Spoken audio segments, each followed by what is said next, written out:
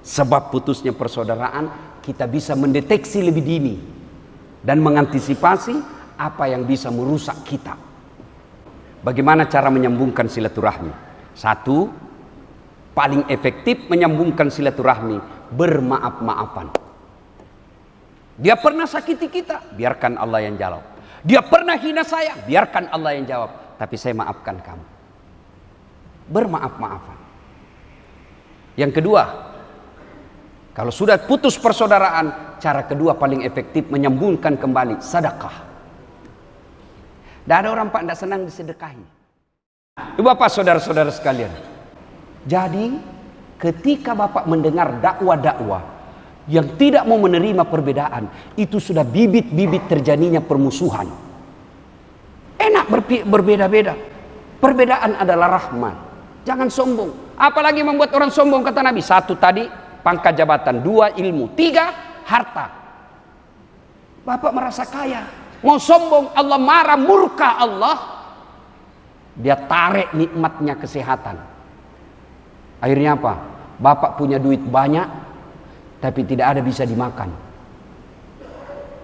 Coba kan banyak kita lihat Pak, duitnya miliaran, tapi dilarang makan nasi. Apa enaknya Pak kalau dilarang makan nasi Pak?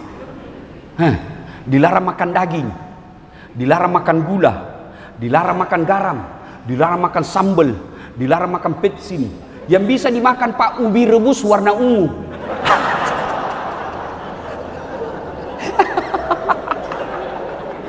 Kaya tapi hanya bisa makan ubi rebus. Kasihan. Belem-belem. Salatullah salamullah ala toha rasulillah. Salatullah salamullah ala yasin. Saudaraku para prajurit, coba lihat dalam hidup kemiliteran Pak. Allah kasih itu, semua ada kompensasinya. Kalau Anda masuk SMA yang begini, apa saya tidak tahu sih kalau tentara apa pangkat-pangkatnya Pak. Dan kalau tidak sekolah, paling kau mutar-mutar di Kodam saja Pak. Di situ aja sampai kau pensiun, sampai tidak ada kali lawar di sini Pak. Iya toh? Ya kan? Tapi apa yang Allah kasih kau hadiah? Kau nikmati rumahmu yang kau bangun dengan jerih payahmu. Apa yang Allah kasih kau hadiah? Kau lihat anakmu dari lahir sampai dia sarjana. Apa yang Allah kasih kau hadiah? Kau lihat ibu bapakmu, bahkan kau bisa mengantar ibumu sakaratil maut. Kau pelihara ibu bapakmu karena kau tidak pernah tugas di luar. Sebaliknya, begitu dapat hadiah sekolah, punya pangkat jabatan, keliling kiri kanan, dari kodam ini, kodam ini, kodam ini. Nanti bapak pensiun, baru kembali menikmati rumah, tapi anak sudah pada dewasa dan tidak mau mendengar lagi. Semua ada kompensasinya. Jadi tinggal pilih, bapak mau pangkat lambat laun, jalan di tempat, tapi bapak tetap tinggal di situ bersama anak istri, Allah kasih. Bapak mau sekolah urus supaya dapat pangkat jabatan keliling-keliling, Allah kasih. Tapi semua ada kompensasinya. Tinggal bapak mau pilih mana. Nah, ibu bapak saudara-saudara sekalian, yang penyebab sangka buruk ini yang bisa membuat pecah persaudaraan. Jangankan dalam kesatuan TNI, dalam rumah tangga saja Bu, mustahil rumah tangga bisa bahagia kalau istri suka buruk sangka sama suami. Tidak mungkin. Telepon suami tidak dijawab, mulai curiga tuh. Ketemu lagi ini. Coba kalau ibu sangka baik, tenang perasaan. Telepon tidak dijawab. Oh, berarti suamiku lagi meeting. Rapat ini sama komandan. Telepon siang tidak dijawab. Oh, berarti dia lagi sholat duhur berjamaah. Telepon sore tidak dijawab lagi. Bisa jadi dia lupa HP-nya ini. Tiba-tiba masuk WhatsApp temanmu, kulihat suamimu bonceng cewek, cantik betul. Langsung ibu pikir, oh, berarti suamiku nge-grab.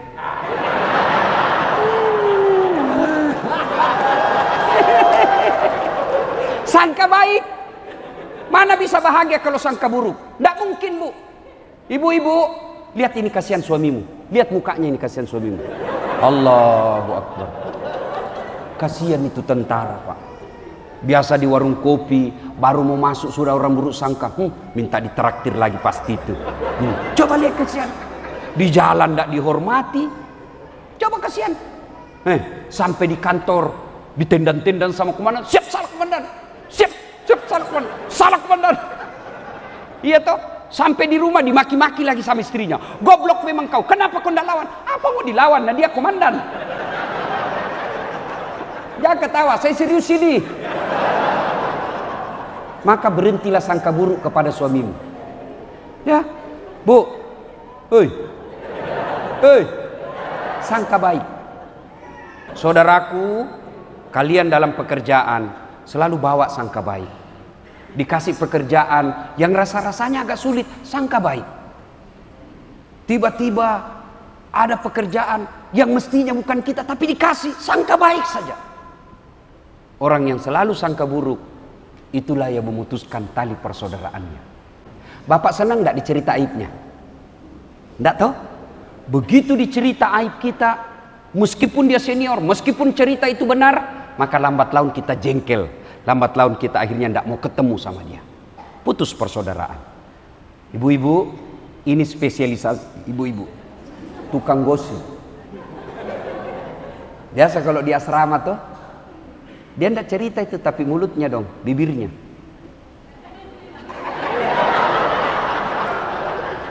Itu apa.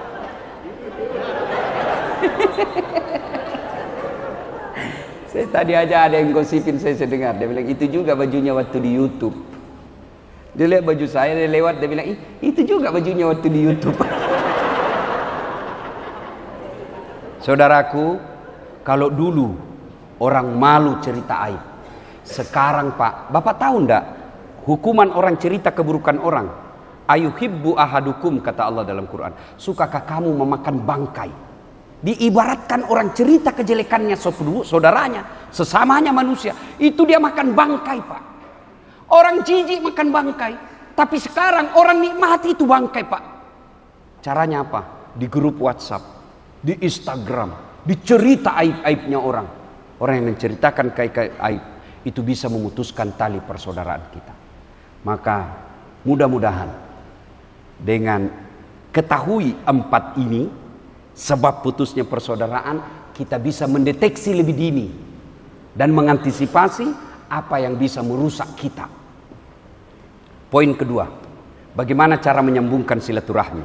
1, paling efektif menyambungkan silaturahmi, bermaaf-maafan. Dia pernah sakiti kita, biarkan Allah yang jawab. Dia pernah hina saya, biarkan Allah yang jawab. Tapi saya maafkan kamu. Bermaaf-maafan. Yang kedua, kalau sudah putus persaudaraan, cara kedua paling efektif menyambungkan kembali, sedekah. Tidak ada orang Pak tidak senang disedekahi. Sedekah. Sedekah itu tidak selalu duit, tidak selalu banyak. Alhamdulillah, kalau mampu bersedekah dengan duit. Bapak kalau mau contoh karirnya Pak Pangdam, semangat sedekahnya. Saya berdoa kepada Allah semua bapak-bapak ini yang kolonel naik jadi bintang. Amin.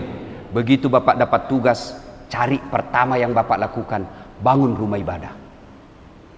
Itulah prestasi Bapak. Ketika Bapak pensiun, Bapak bisa cerita ke cucu, "Nak, itu masjid kakekmu yang bangun."